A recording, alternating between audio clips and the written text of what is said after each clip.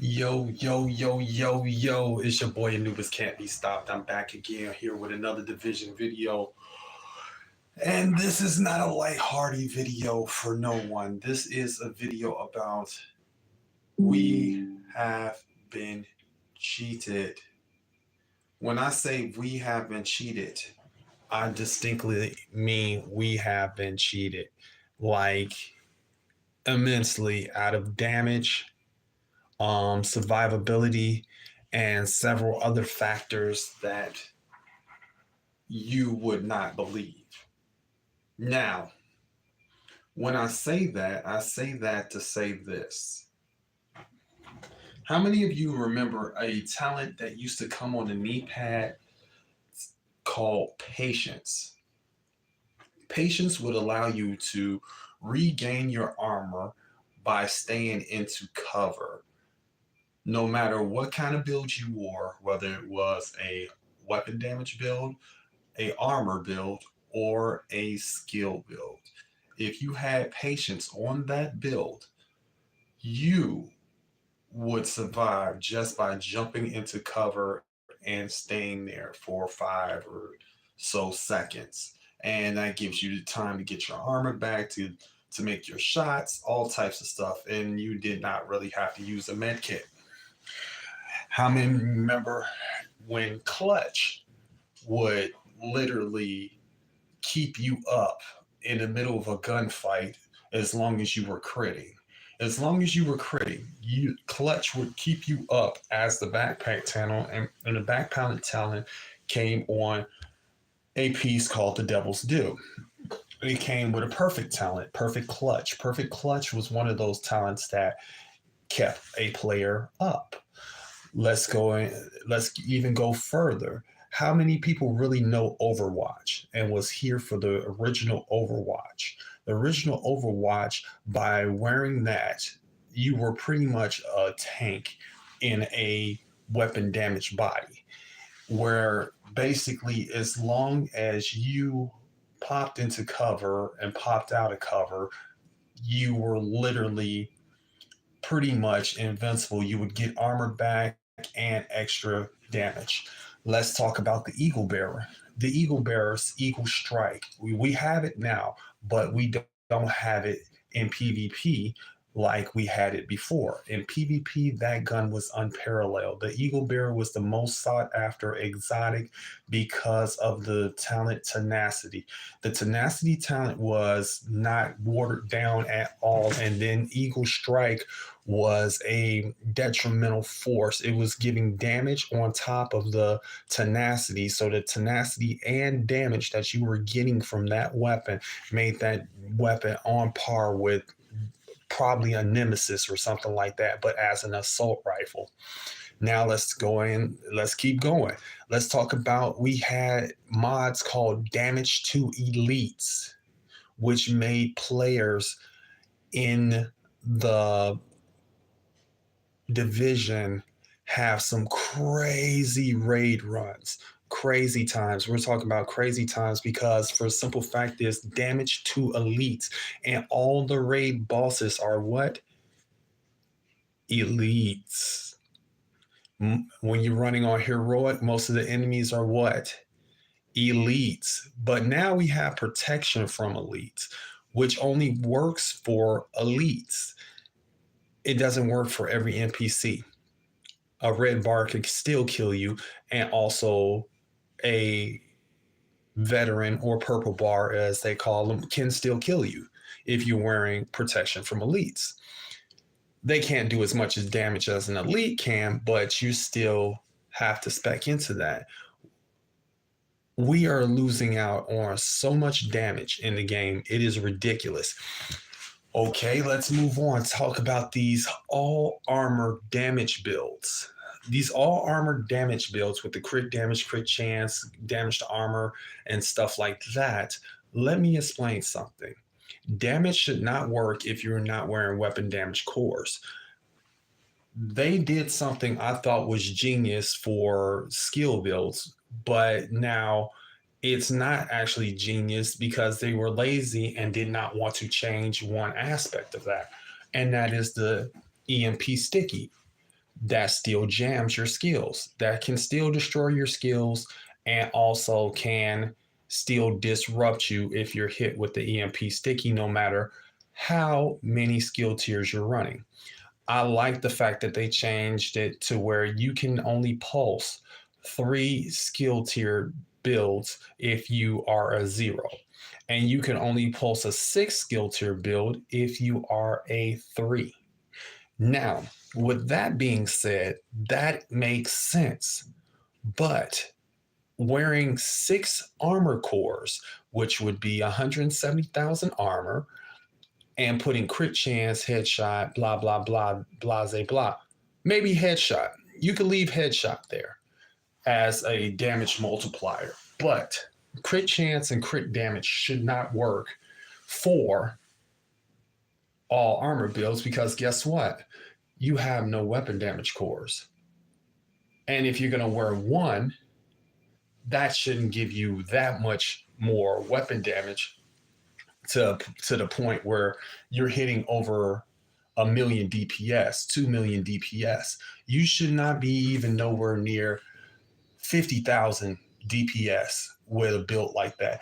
Tank builds are meant to be exactly that. They're supposed to be the decoy for the armor build. I mean, sorry, for the damage builds and the skill builds. If you have a skill build in the back and you have 2 damaged people in the back, the person that's up front is taking the brunt of it with a bulwark shield is a tank. And if you go to any other game that has tank builds and things of that nature, they are there to help alleviate damage from the other players, not to be able to take damage and kill someone in a gunfight. That a tank build versus a damage build loses every single time in every other game except this one. This game is the only game that I know that rewards people for wearing 2 million armor, putting a damage talent on a gun, and just going into the dark zone or light zone and kill people. Now, I believe it should be just the same as if you want the survivability, you find a way to wear 3 armor cores. If you want the damage, you find a way to wear 3 damage cores. So therefore, now it's a fight. Now it's no one can be over tanky. You can't have a crazy amount of regen, crazy amount of hazard protection. You have to pick and choose your battles where you want them. You have to now play chess instead of playing this checker game that everyone's playing by, oh yeah, we're gonna wear a bunch of armor, we're gonna go into dark zone, and now we're super powered. We can do this, that, and the third. No, we can. That's not the way that's supposed to work. Now, the same goes for skill tiers. If you want damage on a skill tier build, you're gonna have to wear 3 damage cores and you're gonna have to wear 3 skill tiers. If you're not wearing either one of those, you should not have any skill damage and you should not have any weapon damage. Now, skills fall, and let's talk about this whole skill build thing, which is a freaking farce in itself. It's a farce. There is no such thing as a skill build because let me explain something to you. If you are running anything other than your gun in your hand, you are a skill build. Let's get that out there. I don't want to hear any more arguments about this man's wearing a 6 skill tier build. This man is wearing a skill build. This man's wearing a skill build. This man's wearing a skill build. We all are wearing skill builds. EMP sticky is a skill. A shield is a skill. A decoy is a skill.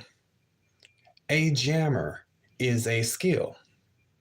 A turret is a skill.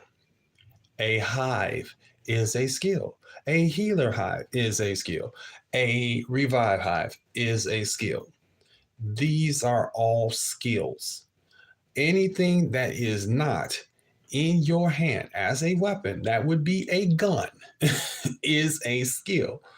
You cannot cry about skill builds. Now speaking of skills, we had got something that was awesome for crowd control, which was the shrapnel trap, and it deterred players from camping in invaded dark zones, light, the regular dark zones, and things of that nature. You couldn't just, oh, I'm going to run up on this person and I'm just going to camp the door, because you did not know whether or not he or she was going to pull out a shrapnel trap. Shrapnel trap was the best deterrent for people that like to jump people at the doors. And it gave solo farmers and solo players a leg up on and a deterrent from getting jumped by other players. Because if you can wipe a manhunt with one shrapnel trap, the chances of that whole manhunt running down on you on an extraction where you're literally extracting your goods to go back to your checkpoint was far greater. Like, no one wanted to deal with the shrapnel trap. It was one of the most deadliest skills in the game, and we've nerfed it to the ground. So now solo players do not even have that, because now we have all these talents for multiplayer teams, like that give team synergy and things of that nature, but we have nothing for solo players in the dark zone. The dark zone is the most group oriented, fascist place in the Division 2 universe. And when I say that as it is meant for people to group up on one person, or group up on another group. Not everybody that comes to the game is going to want to join a clan. Not everyone that comes to the game is going to want to be in a group. Some players play better solo. Some players play on their own all the time because they have other obligations. They might not want to deal with other people, and that's their priority. That's their prerogative. If that's what they want to do, that's something they should be able to do. And and now you have all these damage buffs. You have the Coyote's Mask, which bumps your group. You have Overwatch, which buffs your group. You have what is it? Optimistic, which buffs your group. So where is the damage for a solo player hitting the dark zone? There's nothing. There's absolutely nothing. Now we can say he can wear glass cannon and an all red build and run around, but I showed you in several of my videos that that does not work all the time. It's not a consistent thing. Yeah, you're gonna get kills. Yeah, you're gonna get dark zone caches from murdering people in the dark zone. You're gonna catch somebody off guard because they can't pay attention to everything as a solo player. You're not gonna 1v4 anybody because they have too many damage bonuses going on in their group for you to even compete. Now, if it was that group bonuses don't apply to if you're shooting at a solo player, oh, well, by all means, it's an even playing field. But that's not the way that works. And if you're not expertise 20 or higher on any of your weapons, you're not going to be doing any of the damage that you need to do, correct? Okay. So, where do we get our damage from?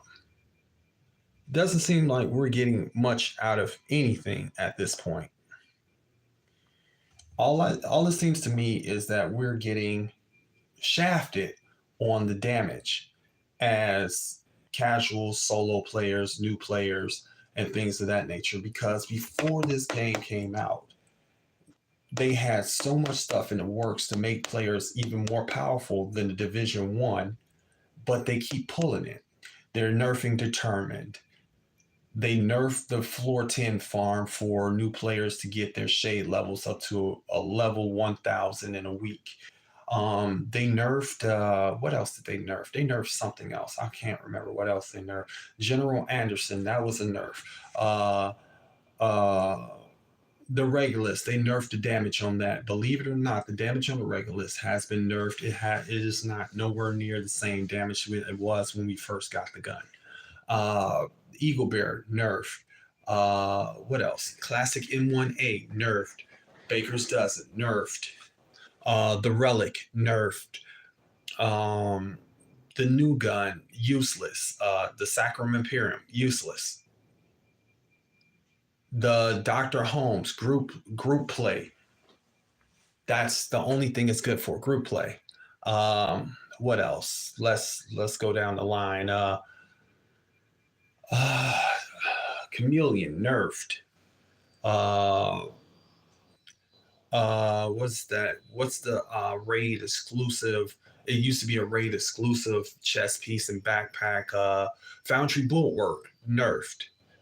Hunter's Fury nerfed. Um, the um, the perfect intimidate chest piece actually is a buff. It's not actually not a nerf, but you have to build up the stacks. If you build up the stacks, then it does do more damage with the stacks. But not many people know that about that because they said that they nerfed it when in actuality they buffed it. Now people stopped using the hunter killer chest piece because for the simple fact is they thought it was nerfed. Um, Unbreakable nerfed. Uh, Mods, they don't fall god rolled. You can't upgrade mods. You can't uh what do you call it? You can't recalibrate a mod or you can't optimize a mod because if we could optimize our mods, we would have max protection to elites and things of that nature. God rolls don't drop like they used to in the first part of this game. God rolls would drop all the time. Some would come rainbow rolls, some would come rolled with the stuff that you needed. Like I used to get a lot of stuff. The summit nerfed. No one really wants to go into the summit because they're not getting any guaranteed anything. Now, if you would guarantee people like exotic every 3 floors or exotics every 5 floors, you would get a guaranteed one. You would have people in the summit. Missions nerfed because if you think about it, we would run more missions if we got guaranteed exotics at the end of them. Guaranteed exotic or a guaranteed named item at the end of it. A 50-50 chance for both. 50-50 chance for both. So if you had a 50-50 chance of going in there getting a named item or an exotic, and then the chances would be higher if it was targeted loot that you were looking for, boom. Hell yeah, let's go into these missions. Let's do a mission jump. Let's do a mission farm. Guaranteed exotics on control points. How about we do that? Guaranteed exotics on control points. That helps with that would have people in there farming everywhere, not just there. How about guaranteed exotics on doing 2 to 3 more let's say every 2 territory control points you get an exotic or a named item. Every 2 uh what do you call it? Public executions, you get a named item or exotic. Um, every two, anything in the open world, make it every 2 and you get an exotic or something like that. Just to make it where the newer players can catch up with some of the older players and let's buff the XP. The XP in this game is way too low. When Countdown came out, Countdown was the shit for getting gear and XP. It was the place to go. You all had it right. You had it right. You didn't have to nerf that. And then you roll back everybody uh expertise level because y'all didn't cap it at a certain spot. And now other players had to suffer from that. I was one of those players included, and we never got compensated for that. You compensated us for the game being out of commission for a while, but then you hit us with a cash, but then you take away the guaranteed exotic at the end of General Anderson. Something should click somewhere where seeing that more players were playing when there was guaranteed exotics or a guaranteed amount of XP, guaranteed amount of everything. But instead, you all said, you know what, screw it. This is what it is. We're not going to do all the necessary work or necessary research to see what people are liking. You're not even looking at what people are liking. You're all just assuming that people want more apparel. And you're bringing back the Resident Evil apparel event. How about if you want to really make us excited for the game, bring back something that's going to bring people to a point where they want to play the game? How about instead of wearing one piece of an exotic gear, how about we can wear two?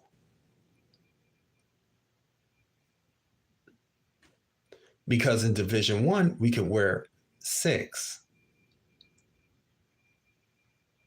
How about you come out with a weapon that is like the Ninja Bike backpack, but an assault rifle that if you have another your secondary and your pistol talents can be active in that gun, so people could run, let's say, Optimus and In Sync at the same time on one weapon. There are things that you can do to make this game exciting. How about we the invaded missions, instead of one exotic guaranteed, how about you make it 3 exotics or 2 exotics and 2 named items with double XP on invaded missions? Make the invaded missions back relevant. Okay, how about the Dark Zone? Reverse all the nerfs that you did, get the buffs back, and also for being in the Dark Zone, make it every day you log in, you go into the Dark Zone, you have to hit one of the chests in the Dark Zone, or you have to hit one of the landmarks in the Dark Zone, and you get a guaranteed exotic cash. It doesn't have to necessarily be an exotic weapon or something like that. You can do exotic component. You get 5 exotic components for just walking in the Dark Zone every day and just farming a landmark. You could just go in, do a landmark, boom, you have your 5 exotics for the day. And you have that spread out between each character. Each character that a person has, they can do it up to 4 times. So that's 20 exotic components that a person can have just by logging in, going in the Dark Zone, completing a landmark. You see what I'm saying? Things like that would shape this game into something better. That's my rant for the day. This is your boy Anubis Can't Be Stopped. And as always, I'll see you in the next one. Like and subscribe to my channel. And like I said, once I reach 1,000 subscribers, I promise there will be giveaways on my channel. I have some mad stuff that I want to give away. And I'm just saying, pass this video on. If you have any feelings about what I just said, leave your comments in the comment section. If I see them, I'm gonna respond to them as fast as I can. I'm always at work, so this is your boy Anubis Can't Be Stopped. I love each and every one of you, and I'll see you in the next one.